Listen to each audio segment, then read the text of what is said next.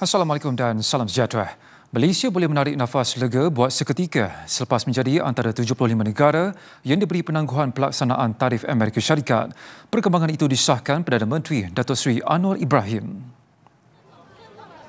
Penangguhan 90 hari itu diumumkan Presiden Donald Trump awal pagi tadi. Ia diberi kepada negara yang disifatkan sedia berunding untuk mencapai penyelesaian perdagangan. Penangguhan Malaysia terlibat ke tak dalam penangguhan itu? Malaysia terlibat penangguhan. Jadi melegakan sebentar. Penangguhan itu bermakna Malaysia hanya dikenakan tarif asas 10% bagi importnya ke Amerika Syarikat. Sementara itu, tindakan mengejut Trump untuk menangguhkan tarif timbal balas melonjakkan sentimen pelabur. Penganalisis menjangka pemulihan segera apabila pelabur mula meneliti petunjuk prestasi Wall Street.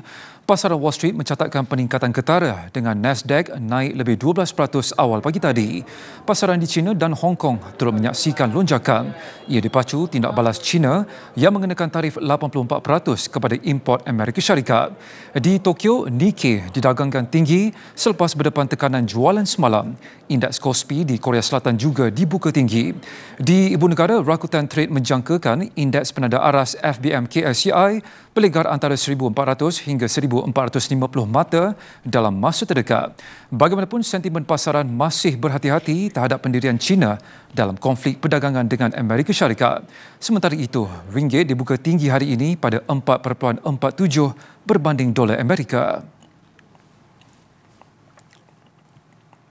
Sementara itu, di Kuala Lumpur, ASEAN bersepakat untuk tidak mengenakan sebarang tindakan balas tarif terhadap Amerika Syarikat AS. Gabungan serantau itu juga berhasrat untuk mengadakan dialog terbuka dengan Amerika Syarikat bagi menyelesaikan sebarang isu perdagangan. Perkara itu dinyatakan dalam kenyataan bersama Menteri Ekonomi ASEAN yang bersidang di Kuala Lumpur. Untuk rekod, ASEAN adalah rakan dagang kelima terbesar Amerika Syarikat tahun lalu. Kuasa ekonomi dunia itu juga rakan strategik komprehensif ASEAN dan memainkan peranan penting selama lebih 4 dekad dalam pembangunan ASEAN. Dalam pada itu, Tabung Infrastruktur ASEAN AIF mengenal pasti perancangan grid kuasa serantau dan pinjaman perintis kewangan Islam sebagai antara projek tumpuan dalam tempoh 5 tahun akan datang. Bagaimanapun, kapasiti kewangan AIF perlu dipertingkat dengan suntikan modal baru.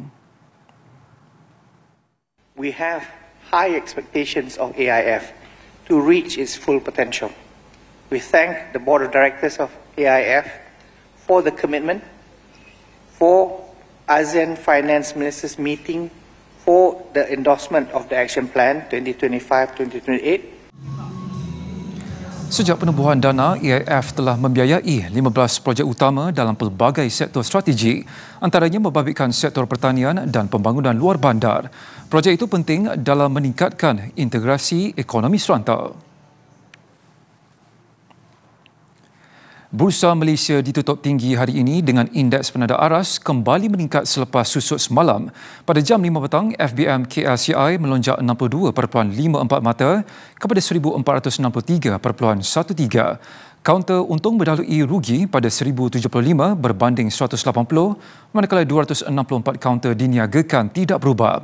Menurut UOB K Hian, peningkatan hari ini dipacu kaunter sektor teknologi yang meningkat lebih 11%. Kaunter tenaga turut naik 7.7% dipengaruhi harga minyak mentah lebih tinggi selain sentimen pelabur yang bertambah baik.